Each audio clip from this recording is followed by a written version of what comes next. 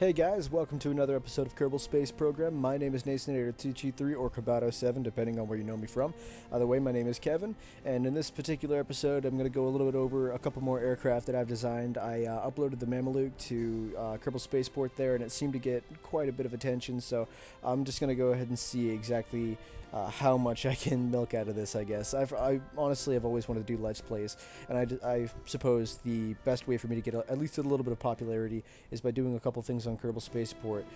So in this particular case, this isn't going to be anything related to that, but I will upload a couple things and do individualized previews of planes later if you guys like them. Hopefully this gets a little bit of attention, but I'd like to say one thing, if I may, about the previous video I made. There was a lot of that being said thing for me, a whole lot. I have been at that time without sleep for a little over 20 hours, and I was surprised I could even speak the English language properly. Barely at that anyhow. But regardless, we are going to continue on and hopefully make a much more quality video this time. For the record, the sound you're hearing in the background is my fan. I don't actually have an AC hooked up just yet, so I've made sure that it's not too loud. Hopefully that doesn't get annoying for anybody. This is the bahamut, or bahamut. It's bahamut 2 because it's a different model. I have several different models of this going. This is my most effective one yet and the most complicated, and as you saw, it is 534 parts or something like that, I believe. It includes a 6 wing width long cargo bay, basically, and it's basically 1 by 1 squared. It's actually a little bit less than that, considering the fact that these ones are actually sitting on top of the wings. You'll notice it looks a little bit taller. That's because it is. It also has something to do with the rendering I'm using on my computer. Anyhow, the bahamut, or rather bahamut, is actually an Arabic god as far as I understand. I don't know all the details, but I understand it's described as being unbelievably huge, such as to be the size of mountains, and has the face of a hippo kind of thing, which is pretty similar to the design I've got, because this is the most butt-ugly fucking aircraft I've ever made. Ever. But believe it or not, this beast does fly, and I understand what you're thinking. Of course it flies, it's just a huge set of wings. No, my friend, it's much more complicated than that. I know it looks like it's just a big setup of wings. There's all kinds of different structural panels. I actually have a couple of these panels set inside between these fuel tanks. I can't really get a good visual on it, but I might have actually taken those out in this model. I don't know. But there's a whole lot of engines, intakes, struts, all kinds of beat crap. In this case, it's basically a huge box with wings, and it takes a lot of thrust to get this up. And as you can see, if you've been paying attention, it's got a lot of separatrons on it for JTOL, basically just jet takeoff landing. I'm not sure if that's the exact terminology, but it's basically, if you know the C-130 Hercules that they had set up for, I think Scott Manley was talking about that a little while ago too. It's basically they had set it up for a rescue operation for hostages back in the 90s, and they'd set it up so that it had like basically SRBs on the bottom. I'm not sure if it was SRBs or liquid fuel, but regardless, it was vertical takeoff landing C-130, and this thing does need these at the time being. I've yet to figure out how to get the thrust to weight ratio just right so as to be able to lift this aircraft up with cargo, mind you, without using this, because it does happen to pick up pretty nicely after using the entire length of the runway and some of the dirt in front of it to be able to get the nose up. After that, it does fly just like a dream. I have 2 SAS modules attached to this one. Man, this thing's an ugly fucker. But yes, it is capable of carrying things. It has the piston drive inside, if you were wondering what this ugly contraption is. I don't know if I've mentioned this just yet, but it's basically designed to push out the craft from inside, or whatever happens to be inside. There's a decoupler, a couple separatrons, and I've noticed this design actually works really, really well as a rocket. I should probably show that later, but that is the piston design, and it works really well to be able to push craft out. I've actually got a piece in here. It's called the airdrop rover, and it's basically made to be able to roll right out the side, and the parachutes will deploy. And I had a couple of more of those things lying around, but I've deleted all my crappy aircraft just so I can get those things up more effectively. Anyhow, I won't be flying the Bahamut today because of the fact that it has so much work to do. It would take me forever, several tries to get it off the ground effectively, and it's still being optimized, so I'll show that in full in a later video. This is the Zephyrus, and this is a much later design on the Mellow. If you guys remember that one from my first video, the really crappy one. The Mellow was a really teeny tiny, it's like a Cessna basically. This one I was going more for a, commercial airliner. It flies really well, actually. I'm surprised at how well this thing flies. I haven't had my buddy come over to assist me with, getting a whole quick review on it, but I put the ladders in basically for lighting. They're not there for anything else. They'll close up upon takeoff, and I just thought it looked nicer. And it also helped out for balancing the thing out a bit. It's a 30-seater plus 3. That is accurate this time. I didn't mess up. I made sure to add a couple of these. Actually, get a good video or picture of it here. Oh, come on now. Let me back in here. Well, you'll have to believe me, I guess. There's 2 seats behind. There we go. There's 2 seats behind here, and it's 28 from there on back. It flies very nicely. It's got its own setup for ladders that come right down, and this is the padded catch a Kerbal system, not the whack a Kerbal system. So it's designed to save their lives, not break them into teeny tiny dusty bits. Anyway, enough talk. It's been a while. Let's go ahead and actually fly one of these fuckers. I'm going to assume that everyone here is okay with foul language, as I use it quite often, so I do apologize if I offend somebody, but this is just, I guess, your late warning. I'm kind of a pirate mouth. Let's see here. So, inside the cockpit, we're using the Mark III mod just because it looks nice. Kudos once again to whoever made this. I can't for the life of me remember your name, nor can I find the mod again, but I love this texture for the interior. I would normally put a Kerbal in the back to show you how easy it is to access, but you can take it from the Mameluke. It's pretty straightforward. You just pull the ladder out, get them inside, and load the guys up. I had a whole mission set up where I'd taken them all the way out to the continent of this place. I don't know what the fuck the continents are called, but they went all the way over to here, landed somewhere in the desert in the mountains with like a quarter fuel left. And the fuel, for the record, is 2,490 after drop tanks. And that is full. And for the record, once again, with Bahamut, it's around 4,800. I'm not sure the exact amount, but it's a hell of a lot of fuel. So that should give you a pretty good description of the size difference. So we are flying. I don't want to bore you guys with too much information. I've already provided an annotation, I'm sure, by this time for you to be able to skip to the launch. So hopefully I'm not annoying anybody by going over by too much information. I've designed it so the drop tanks fall from the outside in, considering the piping system here that goes all the way to this back tank and then all the way to the front main tank here. And what's going to happen is as we lose the drop tanks, the center of mass is going to stay in the middle. So as we lose the weight, it's designed to keep the center of mass right in the middle instead of on the outsides, which would inevitably balance it in the middle. But in this way, it would allow us to pivot much more effectively, as we wouldn't have to move that weight around so much on the outsides, or I suppose something along those lines. I'm probably describing it in a much more terrible fashion than somebody like Scott could, or something like that. But anyway, enough talk. It's time to fly.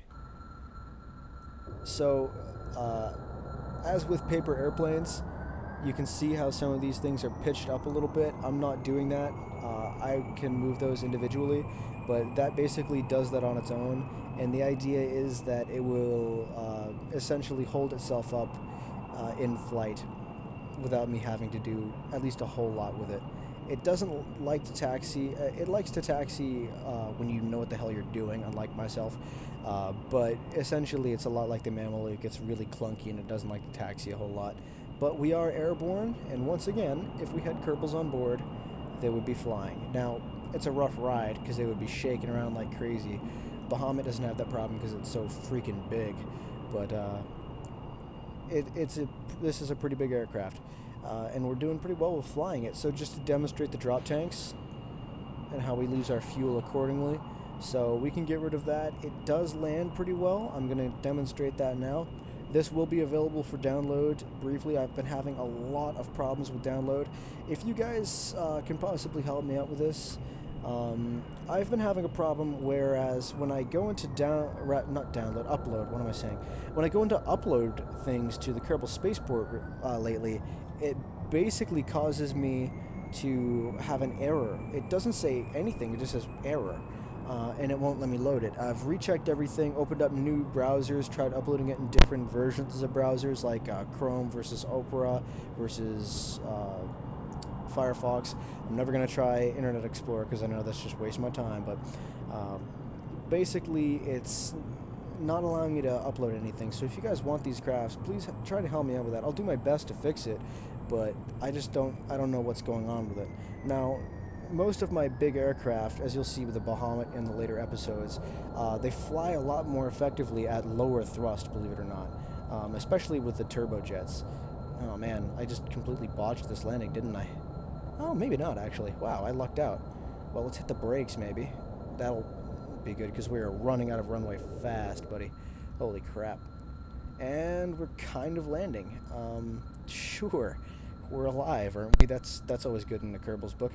But yeah, that's the Zephyrus. I'm not a very great pilot in KSP. I'm used to games like DCSA 10 or like Arma. But whatever. That's one of the aircraft that I've been working on here. It's not, this one actually is complete. It's not perfect, but it's basically a quick throw together with a little bit more time put into it than the Mellow is, as to be a much larger aircraft just for cinematic purposes. The only other aircraft I think I had to show, if I still have it on here, no, this is just a vehicle that goes inside of the other one. This is actually a plane that I was trying to design to go into the Bahamut.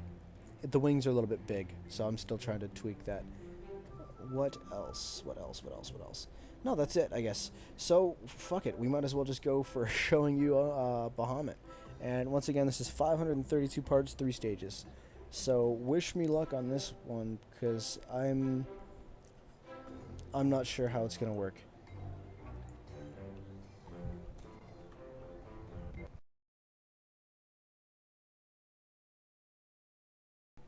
Wow, that took quite a while. So yeah, this is just a butt ugly fucking aircraft, really. We're going to hit the brakes here, and I assure you, this does fly. If you don't believe me, prepare to be amazed. I am going to show you first off, before we do anything, the piston system. I'm not going to fire it in air because it's not entirely through testing. I tested it on a different vehicle and then put it inside of this, and it's basically designed to push the whatever craft is sitting in here outward, because it's basically a big I-beam on boosters. So here we go. And it pushes with some serious thrust, after which, in flight, it becomes just a useless pile of scrap that could possibly cause my aircraft to be destroyed by it simply falling out the back and clipping off one of my wings or some crap. I don't know. This thing's designed with so many struts, with basically stability in mind. By the way, this big X is not supposed to be here. It's another tweak that I have to fix in the future as far as whatever the hell's going on with my my aircraft. This is a different version. I've been tweaking with it so much. Enough with the jibber jabbering. We're just going to go ahead and take off. I guess one more thing. It doesn't have its own ejection system, so I had to actually install an ejection seat from one of my fighters, which I'll show you in a later video. Fuck it, I might as well do it all right now. We have a decent enough setup. But yes, what's going to happen basically is if I go into EVA, excuse me, sorry about that. If I EVA, I'll basically get pinned to the side of this wall, and I'll just have to right-click and board here, and then just hit the ejection pod, which is abort. I might as well do this now, see if it works. Yes! So the abort key works, and then you have to manually fire the parachute. So now I am without a ejection seat. Not that we were going to eject anyway, because, hey, we're pros. We don't need to eject. Ejecting is for people who don't know how to fly, which is probably why Jebediah is... I don't know. It's Jeb. He's probably not going to be scared. He probably doesn't give a shit. So what's going to happen with this, you'll notice no matter how much I pitch this, it's just not going to take off. It does like to taxi, though, I'll say that. It's decent with taxiing in the long term. but what I have to do is basically hit the SRBs, the separatrons, the second I reach that number mark. So right here, and pull up. And as you can see, it has a serious problem with flexing. I've been trying to fix it. I honestly, it's just there, really. I don't think it can be fixed per se. But our gears are up now. That is one hell of a view. Look at this thing. Bahamut is airborne. And to be honest, it is single seat, which is amazing. 532 parts, I think. We already ditched quite a few of those parts, so it's probably around 500 parts all in all that's flying right now. Yeah, I'm personally impressed. I have no idea how this thing maintains altitude. I think it has something to do with black magic and vodka. I really don't know. It's Jeb, so it must work, right? I've noticed you don't want to crash this thing in the water. It happens to have a real issue with, rather my computer happens to have a real issue with trying to figure out what the fuck happens when this thing hits water. It's like, oh wow, look at that, it's still stable when you already ejected. I don't know, it's kind of like, you know, when you hit 55 miles per hour and some crazy shit happens. Well, this thing happens to hit H2O and some unbelievably crazy shit happens, like we break Kerbal, or Kerbal, whatever. Is this, yeah, it's Kerbal, yeah. Shut up, Kevin. Anyway, that is Bahamut, and it was unmanned there for the last part of that flight, so it flies pretty damn well for its size, I'd have to say. Not to toot my own horn about it. Lastly, the only other craft that I have to show off here is the most recent one I've made, that is the Mellow. And this is I mean, you'll notice when I try to take off, it'll say, "Warning, this vessel has no remote control or manned modules. It won't be controllable. We launch anyway." And basically, it is, in all sense of the term, sorry while I adjust myself, it is, in all sense of the term, just a jet. There's no spawning pilots on here. So in order to get a pilot over, we actually have to go to our spaceplane hangar, go back over to our vehicle assembly building, and go to our loader, which was there to load our passenger jets.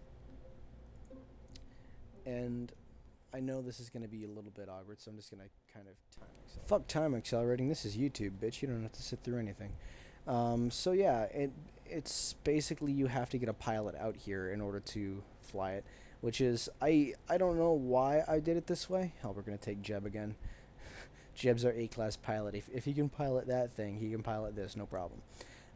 I don't know why exactly I made it like this. I think I just wanted to see if it was possible for me to make a design where you have to load a pilot in, which is actually pretty cool, considering it's, I don't know, I guess I just really like the way that you have to do things. No, we don't even have to get in, we can just kind of click board, which is good enough by me. Now, something interesting, I happen to use that phrase, "that being said," quite a bit. I think I've used it several times in the course of this video. I'm not sure, I haven't been paying attention to what I've been saying. So, if I've been saying it a whole lot, I'm gonna come back and do a whole, like, redo video counting how many times I use that fucking phrase. I have no idea why I do it.